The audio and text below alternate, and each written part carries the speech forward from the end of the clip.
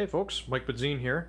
So, with the state of the world being what it is, I see a lot of people are jumping on the sim racing bandwagon, and a lot of people are buying their first sim racing setups. So, with all the information going around, and I've been getting a lot of questions about iRacing and sim racing in general lately, I thought I'd take a minute to walk you guys through my setup since I sure as hell don't have anything going on lately.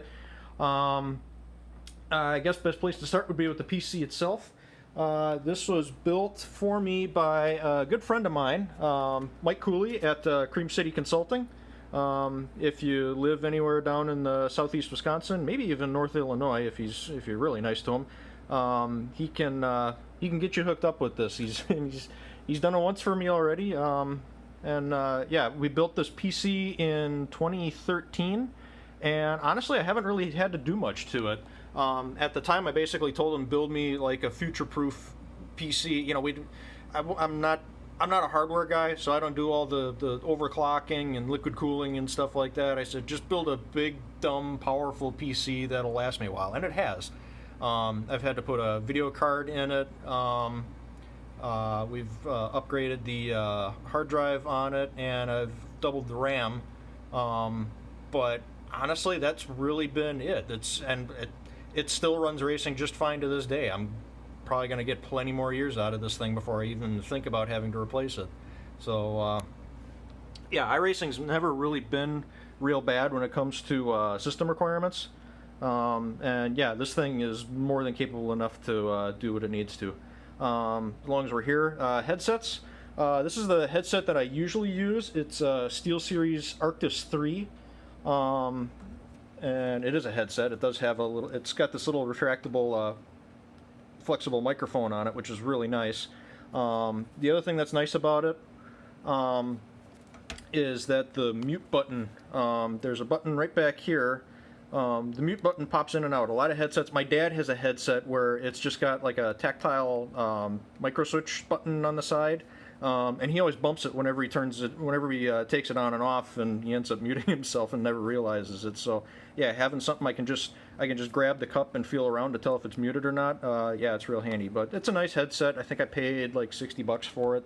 I have another headset here. This is just a cheap $20 one-sided headset. This is the headset that I wear if you guys ever watch YouTube videos of mine that are recorded from the GoPro that I have mounted on my right shoulder, because I still have the in-game spotter and the voice chat pipe through this, but I still I need to have the sound for the sim pumped through the main speaker so that the GoPro can hear them, because I'm not that clever with all the streaming and video capture stuff. So that's what I use for when I put those videos together. And whenever I'm using those headsets, they get plugged through here. This is a what do they call this thing? A Rocat. That's basically an external sound card, and that's basically just there for surround sound, because this is it uses a regular little audio micro jack. You can get USB headsets too that work a lot the same way, but that's all that's for. Let's see what else. Okay, so we covered the PC. I guess next thing would be to cover the steering wheel and pedals. So I'm running a regular Logitech G27. These are getting kind of old in the tooth. I know they don't sell them new anymore. They've since been replaced by the G29 and the G920 models. But I've had it for several years. It still works great. I was actually thinking about replacing it this past fall, but the fuel pump in my truck told me I wasn't going to do that, so that was the end of that plan. I haven't had to do anything to it other than, I don't know, I have a 3D printer at work, so I made a custom emblem for it, and I labeled some of my buttons.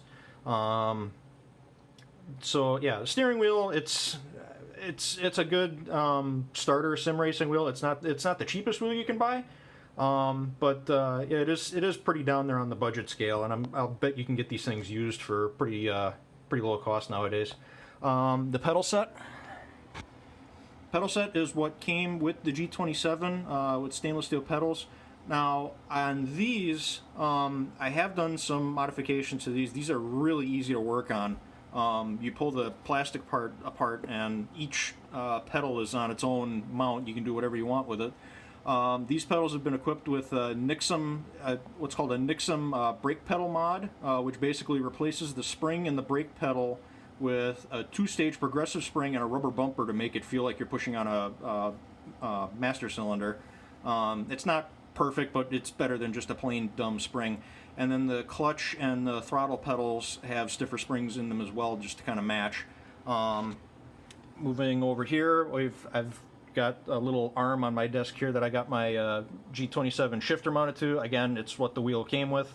I know the newer wheels, they don't come with this, but you can buy them separately if you want. It also gets you a D-pad and a bunch more buttons as well. And of course, every good sim racing rig needs a cup holder. What else? Oh, I've got, I know you can get button boxes for dashboard accessories, but I'm cheap, so I just have this Logitech. I can never remember the product number on this thing. I don't even know if they sell it anymore anyway. Yeah, it's basically the Logitech answer to a PlayStation controller with a GoPro mount and a little steel bracket. So this is my $20 sim racing button box. I'll usually use stuff like this for, this is usually like my brake bias. These are, what do I use these for? Oh, these are my radio channels. These two I use as mute buttons for the voice chat when I need people to stop talking. One of them is to mute whoever is talking at the moment. The other is to literally just shut everybody up until I turn it back off. And then for like my V8 Supercar has adjustable sway bars front and rear. So like this is the front sway bar, stiffen, soften. This is rear sway bar, stiffen, soften. I mean, this is all programmable. I can tell it to do whatever I want. I'm just saying how I got it set up. Other peripherals, keyboard. As you can tell, my cable management sucks. So the stuff that I need to rely on is all wired stuff, like my headsets, my controllers, obviously. All that stuff is all on wired connections. This I can figure I can get away with USB. So yeah, this is a USB keyboard. It's a Logitech K360. And I've also got that paired up with a Logitech wireless mouse, which I did know the name for, and then I forgot. It's a M720. I really like this mouse. It's nice. It fits my hand really easy. It fits my hand really well. I've got a couple buttons on the I've got a couple buttons on the side here. I've even got there's a button right on my thumb. The scroll wheel is really nice. I'm not using the all of the functions that it comes with, but yeah, it's a really nice mouse. I think I paid like $40 for it. And then I just paired that up with a nice custom, well, not custom, but a high-end mouse mat. Because I used to use a mouse on just the bare desktop, but what ended up happening on my last mouse is the desktop ground all the little feet off, and you can even see there's even a little bit of wear starting to show up on these. And this mouse has only ever seen this mat, so. What else do we got? Oh, everyone's probably laughing about me at this. Real quick, when you're building your own sim racing rig, get yourself a fan. I paid $7 for this thing at Walmart. It is the best $7 I have ever spent in my entire life on the sim racing stuff. Just to have something I can reach down and just flip it on, and I just get, it doesn't even have to be cool air. Just if you can get air circulation around you, it's amazing. Especially if you do like longer, like hour-long races, or you do endurance events. Yeah, that is like a must-have. I'd die without that thing. What else? Let me see. We covered the steering wheel, we covered the PC, we covered the peripherals, monitors. This is a 39-inch Element HD TV, which everyone will tell you that you don't want to use a TV for gaming. They're absolutely right. I think this is either a Christmas or a birthday gift from my parents. I don't know. I gotta think about that. But I mean, the biggest thing was it's bigger than what I had before. That's one of the things that you learn when you sim race is you want to get the widest, you really want to get the widest screen that you can. And honestly, even though the video output isn't, you know, as sharp as, you know, I'm sure a lot of decent monitors are out there are nowadays. Especially if I do something that's really dark, like if I do like night racing, the ghosting, where the image will kind of blur around the edges of the screen anywhere that there's like a sharp dark and light contrast, that can get kind of bad. But honestly, I would like to get this replaced at some point, but it's not been so bad that it's a really high priority. There's other things I could easily and much rather spend money on with this. The TV, I would say if you're buying a sim racing setup, buy a proper monitor, but if you already have a TV, it's fine to get started with. And I've got my side monitor here. This is a little 20-inch. I used to race on this, if you can imagine the difference that made. Yeah, this is my old monitor, and it's now, well, actually 2 monitors ago. Yeah, now this serves as my site monitor. It's a little 20-inch Asus. It is an actual computer monitor.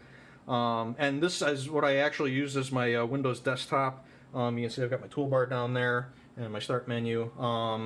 And I don't race on this, as you can see. But I do use it to keep stuff up if I've got like Discord or TeamSpeak open or something like that. Or you can see I've got the iRacing member site up there right now. That's what I manage everything through. And then I just play on this main monitor. Going back to the steering wheel, my dashboard. I have this little programmable dashboard. It's actually an old cell phone on a rubbery case with a GoPro mount stuck to the back of it and a little arm that I made on the 3D printer at work. It's running Dash Meter Pro, which I don't think is supported anymore. I don't know. I haven't seen an update. I haven't seen an update from the developer for a while, but then I haven't checked either, so I might be wrong on that. I do know I'm about 90% positive it's not available for Apple users. It's Android only. It's a cool app in that, see, I have built all of these dashboards myself. You can start off with a blank slate and you can add whatever gauges you want. You can make them bigger, you can make them smaller, you can drag them around the screen. You basically build your own custom dashboard, and then I've just got it set up to where I can just tap these and just cycle through. Like this is the one that I have for my Pro 2 because it's got the temperature gauges and a big shift indicator. This is the one that I used to race my super late model on. Doesn't have a shift indicator because the super late model used the H pattern shifter, whereas the Pro 2 uses the paddles. So that got a tack and more temperature gauges as well as some fuel stuff. And this is the one that I use for my V8 supercar. This one, the V8 supercar, we do pit stops, we do long races. So I've got all of my fuel information on this side. I've got all my car and lap time information on this side. I've got all my adjustments on the bottom. I've got a gear shift indicator in the middle. I've got a tracker on the top there that shows where all the other cars are located on the track. That's like a whole race management system because that series actually involves some strategy. The super late model and the Pro 2, you basically just go out there and wood it until they tell you to stop.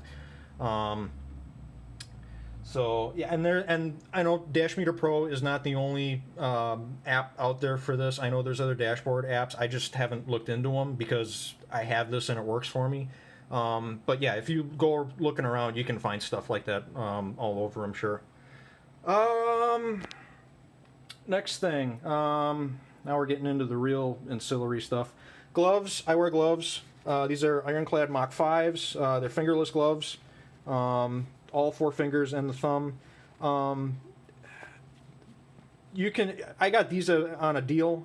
You can just as easily use golf gloves or bicycling gloves. Just any kind of fingerless glove works really good. And that doesn't really apply to this wheel, but I know that a lot of guys that have like suede finish wheels, the sweat from your hands will eat that away. And especially if you have a suede wheel, it's really good to wear gloves. You'll get it'll keep the sweat in your hands from deteriorating the wheel over time. I just wear these because they're comfortable. I also have, don't laugh, sim racing shoes. These are Fast Track Sims sheet sole. So this is like it's not like a soft rubber, but it's almost like a flexible plastic sheet. And you can either get them this way or you can get them with like a regular rubber sole. And the idea is, depending on how your foot rests on your pedal set, if you slide your heel along like I do, you want to use this. When you push the pedal down, you slide. If you have like a stiffer pedal set, or you have a hanging pedal set where you're more pushing down on it and you're leaving your heel up in the air, that I think is what you want the sticky rubber sole for. But again, this is something that I got a smoking deal on. I think I paid like $60 for these or something like that on discount. And they've been great. I used to race in socks before I got these, and the problem with socks is they give you a lot of good pedal feel, but my foot was cramping up in long races, so I had to. It changed the way that I drove. It bugged me, and if my foot cramped up, then I damn near had to pull over sometimes. So yeah, these are they excessive? Yeah, but I don't know. They were available, and like I said, I got a deal on them, so I got them. I have all my internet stuff over here. This is a Aris surfboard modem and router combination. The only thing I have to say about the only two things I have to say about iRacing. First of all, don't use Wi-Fi. I actually have two cables coming out of this. They both go into my PC. I was told that actually works. My PC guy looked at the back of the motherboard one day, and he's like, "Oh, I forgot this thing had two internet or Ethernet ports on." And I said, "Yeah, why does it do that?" He says, "Plug another cord in it, your internet will be faster." I'm like, "You're shitting me." No, you just plug the thing into the internet twice, and it goes faster. Okay, whatever. But yeah, you definitely want to have a hard line going from your PC to your router or modem or however your house is set up.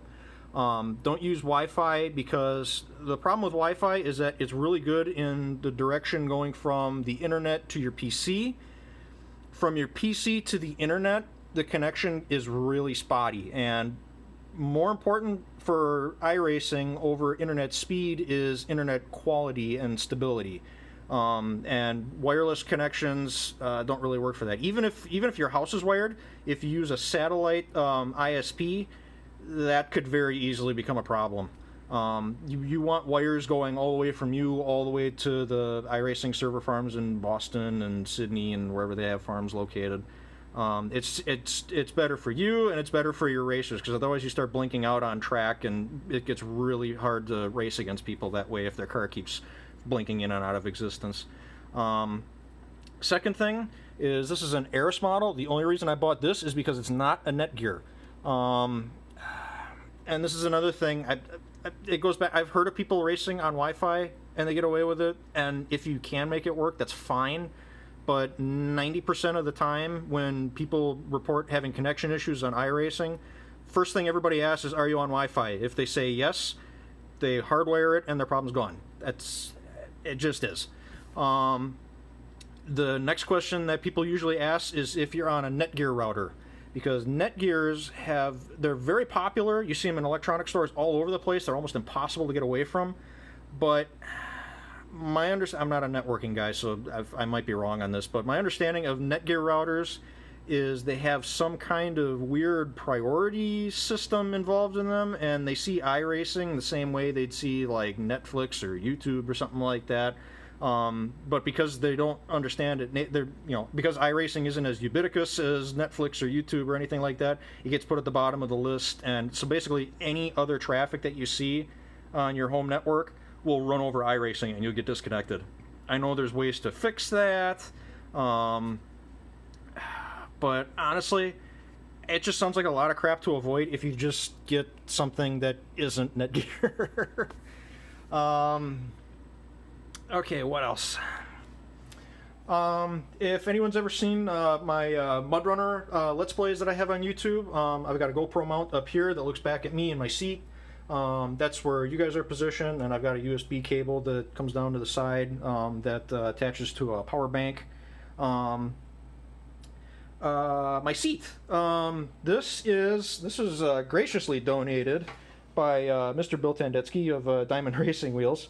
I used to have a plastic race car seat mounted to this setup, but the bottom broke out of it, and I started asking around. He says, hey, I've got this seat out of my modified. It doesn't have the provisions on it for full containment headrest support, and a lot of series won't let you race that nowadays. So he's like, I don't have a use for it, and you certainly seem like you could get more use out of it than I would, so there you go. So yeah, it's an aluminum Kirky race car seat, and it's fitted on top of a bar stool frame that's had the legs cut off of it. Other fun stuff. We had to replace this pad just because this is a specific thing, but the Kirky pad, the pad that this seat came with only came up to like here, and I'm not wearing a big thick padded fire suit, so yeah, that was right on my ass for the first couple of nights that I raced this thing. So my mom, thanks mom, was kind enough to make me this vinyl replacement cover, and then we got some padded foam and glued it to the back, and now I got a nice pad for it. Okay, so I showed you the GoPro that I used for my Let's Plays, or Let's Play, I've only done one. If you've seen any of the YouTube videos that I've done where you're looking over my shoulder from a GoPro, that's this guy. And it's just stuck on there with the suction cup mount. And then, because sometimes I do long races and I don't want to babysit this thing, I just want to turn it on and forget about it until I'm done. I made a little tin bracket back here that has a battery bank. Come on. A battery bank with a very sticky button. There it goes. Yeah, with a USB cable that just comes around and it plugs into the side of my GoPro right here. And I can fully charge this, I can fully charge the GoPro, and I can run like 4 hours at a time without having to worry about the camera. I don't do that, but it's nice to know that I can. And I think that's about my whole setup. Like I said, if you guys got any questions for me, or you want to get into sim racing yourself, I'm more than happy to take questions and give you as many recommendations as I can. A lot of it's going to come down to getting a PC if you don't have one already, and that I can't really help you with. But I can try and point you towards a couple guys that can help you out. Yeah, otherwise, that's my sim racing setup. Hope to see you out on the track someday, and thanks a bunch for watching.